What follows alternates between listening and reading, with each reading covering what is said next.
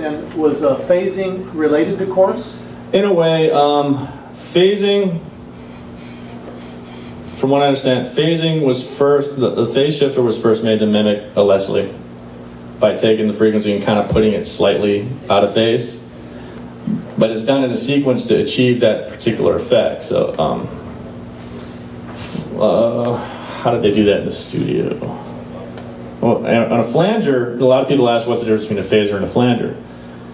What a flanger does, it's kind of based on that same concept, puts the signal out of phase, but it creates kind of odd order harmonics that don't really go together really well, but in a constantly moving sequence, so it's not really unappealing to the ear. If you hit like an odd order harmonic and hold the two notes together and let them drone, then it sounds really irritating, but if it's constantly shifting and going, you get kind of a cool effect.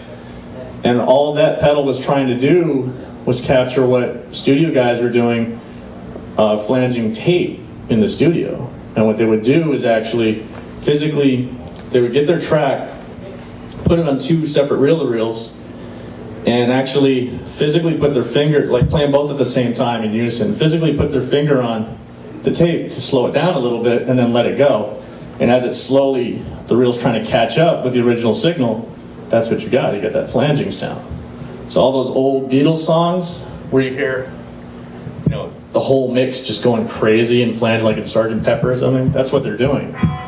And basically, all they're trying to do is get that into a box, because, you know, nothing would look more ridiculous than a guitar player turning around, you know, putting his finger on two, you know, it's not going to happen. Like, essentially, when pedals first came out, that's all they were doing is I mean, they say, a lot of people say, you know, the modeling, you know, nothing beats the real thing, but it's all modeling, if you think about it. Because what's a reverb do? A reverb mimics the acoustic characteristics of a room.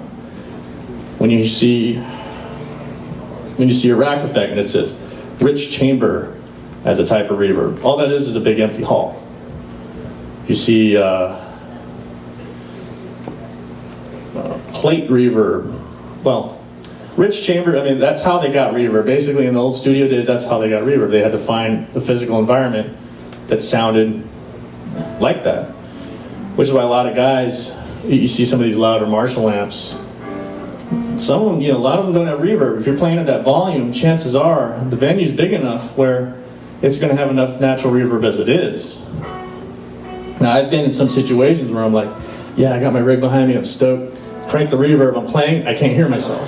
I'm completely drowned out because I'm in an empty concrete hall. I got loads of reverb going, sounded good in my bedroom, but as soon as I got to the gig, I was lost in the mix, you know. Now, if you're going, like, not going out of the board like in the old days, you know, what they didn't like, you just had to, your back line was your rig, you know, there was no PA, at least for, like, nowadays, you know. But basically, how they mimicked that originally in amps was to actually run the electronic signal through a spring. That's how you got the term spring reverb. And what they do is they run the electrical signal of you playing through that spring and blend it with your dry signal, and essentially what you're hearing is that your sound going through that spring. So when you ever picked up a twin reverb, when it's on, you put it down, it goes so some of the amp modeling companies actually mimic that too, you know, as a joke, to kind of make it a little more realistic, I guess. And plate reverb has a generally brighter tone. How they did that was the same concept, but they had metal plates going through like a little chamber, and the signal went through that, and then that was blended through. And that gave you a different sound. It just gave you kind of a brighter, tinier kind of sound. So, I mean, that's how they describe it now. You see it on a lot of pedals, plate reverb, chamber, stuff like that.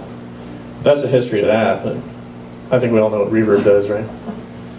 Just kind of makes everything sound a little more lush. Yeah, one drawback with certain multi-effects units is when you create patches, you have to save the volume level that you need. Now, if you're using different effects on every patch, depending on how you EQ it, the overall volume goes up. Like if you got a distortion patch, right? You set the volume on 12, but you dip the mids to get your Metallica sound or whatever.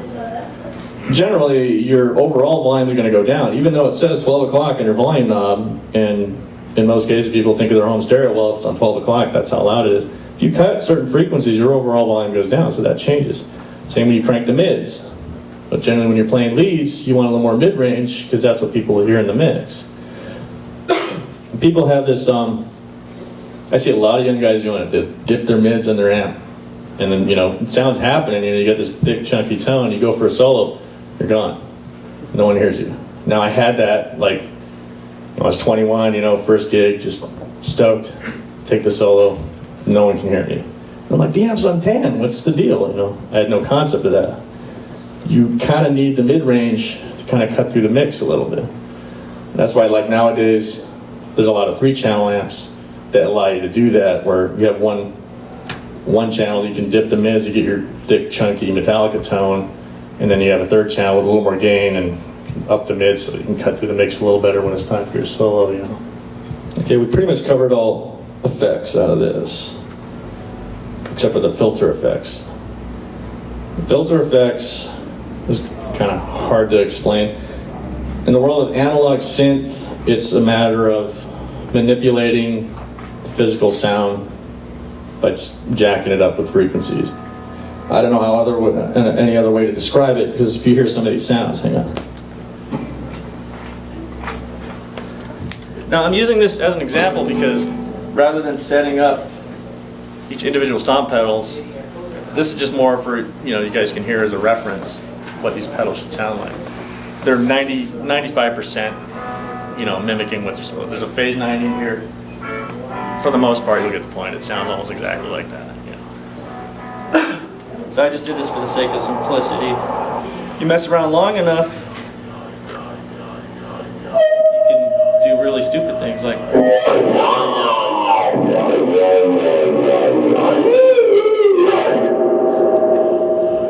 I couldn't tell you what that was.